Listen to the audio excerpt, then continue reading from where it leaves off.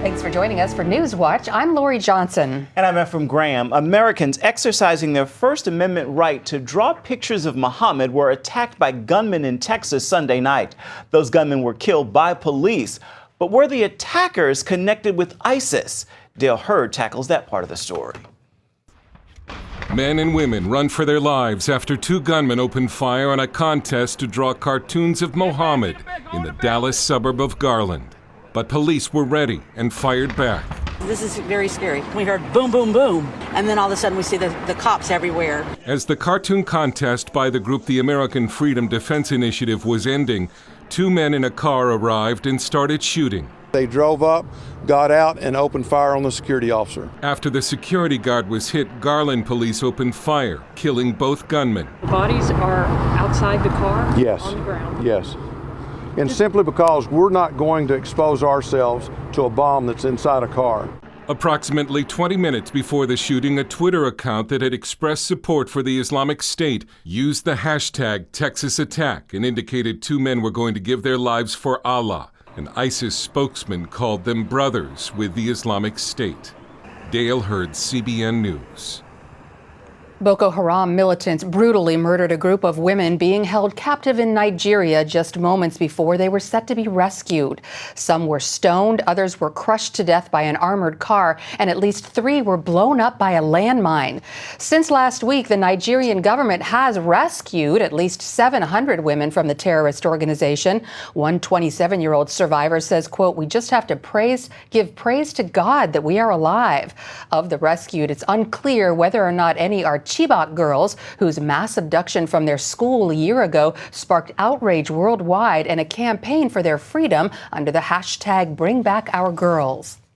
We turn now to Nepal, where the death toll has reached 7,000 after the massive earthquake that struck more than 1 week ago. 1 million homes have been destroyed and at least 3 million people are displaced.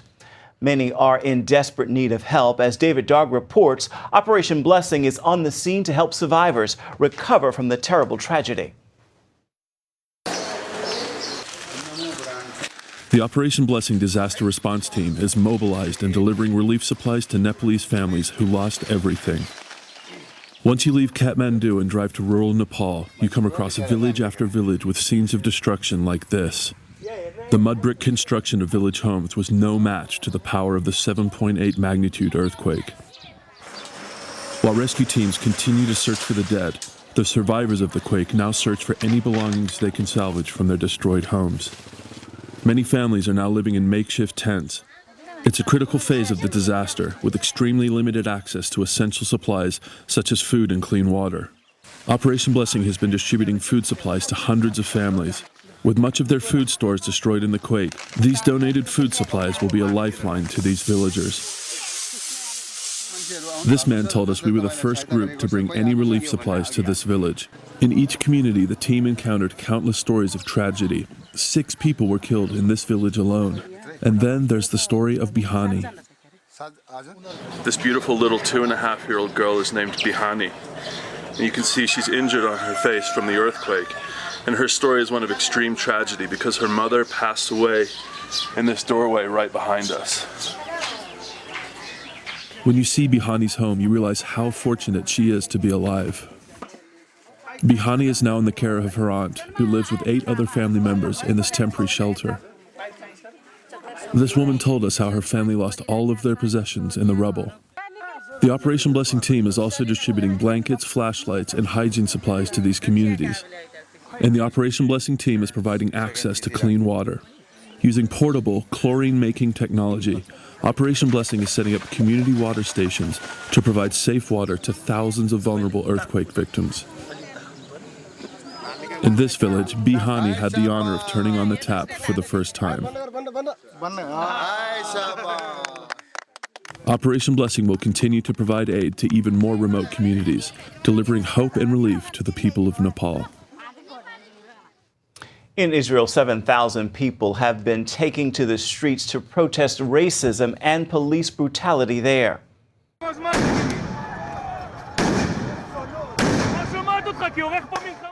The majority of those protesting are from Israel's Jewish Ethiopian minority. Sunday's mostly peaceful protest in Tel Aviv shut down a major highway, and there were some scuffles with police. Israel's Ethiopian community was shaken last week when footage emerged of an Ethiopian Israeli in an army uniform being beaten by police. Several thousand Ethiopian Jews live in Israel since the mid-1980s, but their adjustment to Israeli society has been rocky. Baltimore's mayor lifted the week-long curfew Sunday, and churches united in prayer for healing and justice following last week's anger and violence over the death of a young man in police custody.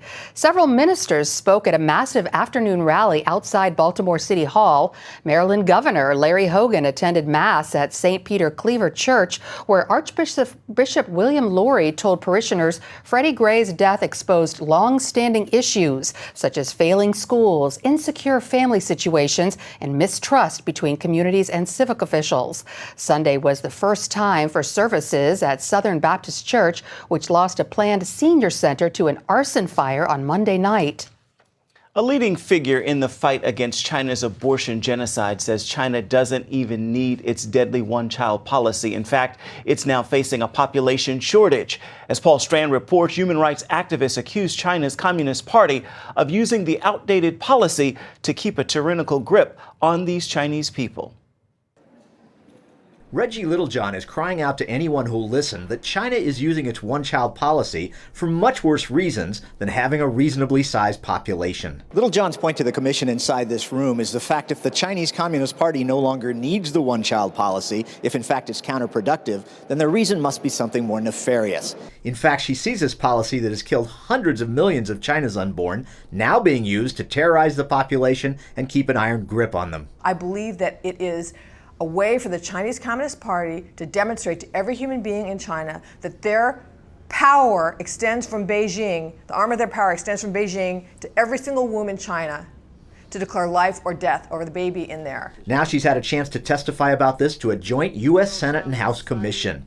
Also there, demographer Nicholas Eberstadt. He says China's policy's been so ruthlessly effective, China now faces a dangerous dearth of people. They have helped to create a declining labor force for the future, a rapidly aging society, a marriage squeeze for prospective brides and grooms from the gender imbalanced generation. Commission co-chair Representative Chris Smith says this now counterproductive policy continues to wreak havoc and heartbreak across China. Women are suffering. The suicide rate is 600 women per day in China. Much of it attributable to the chaos and frankly the heartbreak of having the state literally destroy your child when you wanted to have a baby. Women are constantly being spied on by their neighbors, their friends, their co-workers, people who are hired in the villages just to watch women's abdomens to see if anybody looks pregnant. Anyone can inform on them. Littlejohn sees this government-sponsored spying and snooping as a method for the party to keep people from organizing future Tiananmen Square-type thrusts for democracy. What that does is it ruptures all the relationships of trust in Chinese society, and if you can't trust anyone, you can't organize for democracy. So I believe this is a divide and conquer strategy by the Chinese Communist Party. Paul Strand, CBN News, Capitol Hill. Coming up, Senator Ted Cruz is a champion of family values, and he's running for president. We'll take you to the roots of his faith and values as we hear from his father after this.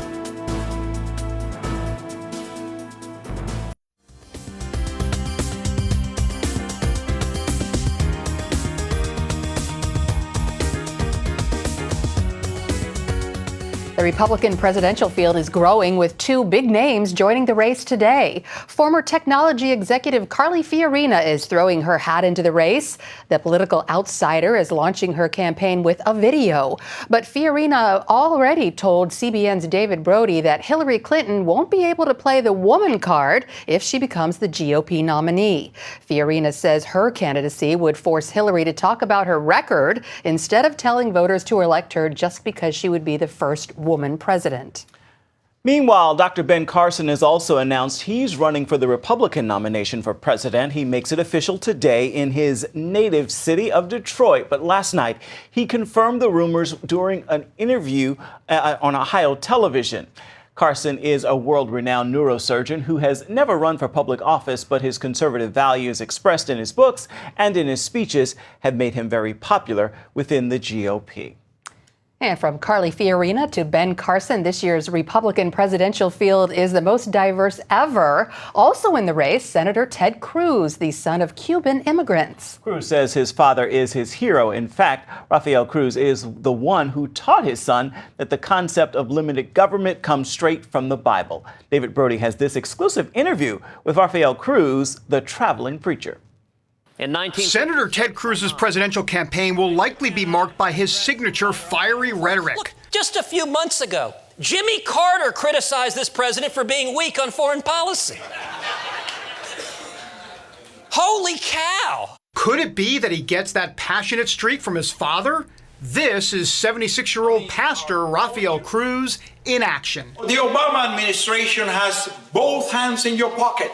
It seems to be a classic like father, like son scenario. Two generations of passionate Christians who overcame huge odds. The son, an almost unknown candidate, becoming a U.S. senator, thanks in part to a father who had it even tougher.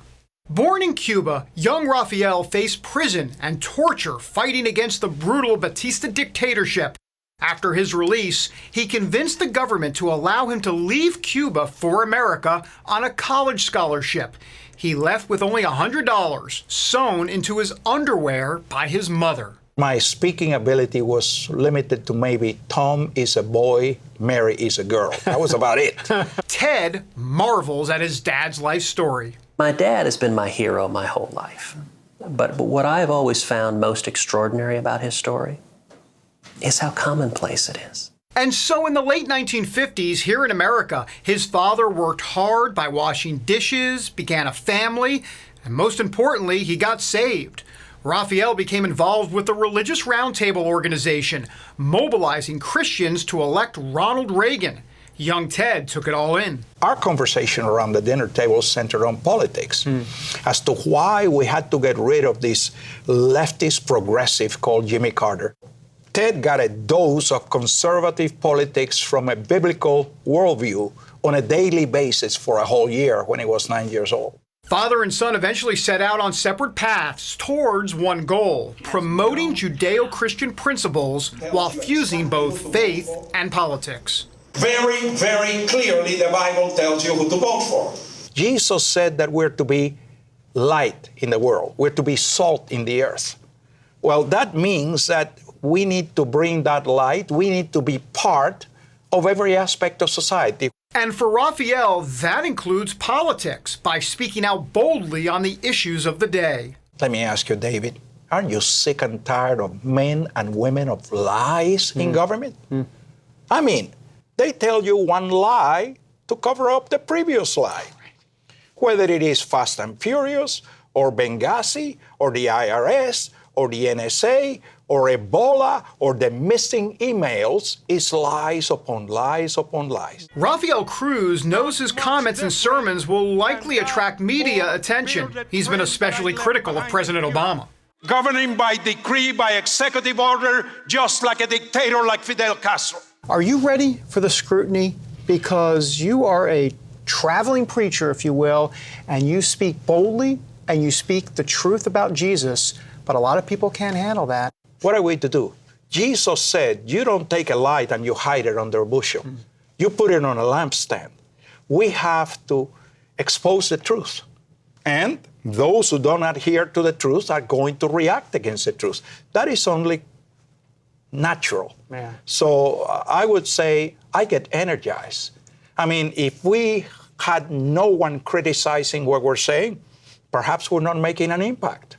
And the father wants to make his impact with pastors by trying to get them engaged in the cultural, social, and political issues of the day. I tell pastors, stop looking at their rhetoric and start looking at their record. They all have a record. Jesus said, ye shall know them by their fruit. It's time we do some fruit checking. That's the impact he wants to make, while his son makes an impact of his own by raising millions of dollars since his presidential announcement last month. In the meantime, a father will pray for his son, not to be president, but something more important. What is your prayer for him? What is your hope for him specifically? Well, my prayer for him is actually, I could synthesize it in 2 or 3 words: wisdom, peace, direction. As for Raphael, many of his prayers have already come true. This is a country where, with hard work and perseverance, all your dreams can become a reality. This is truly a unique country in the world. I'm so proud to be an American. I love this country dearly, and so does he. David Brody, CBN News.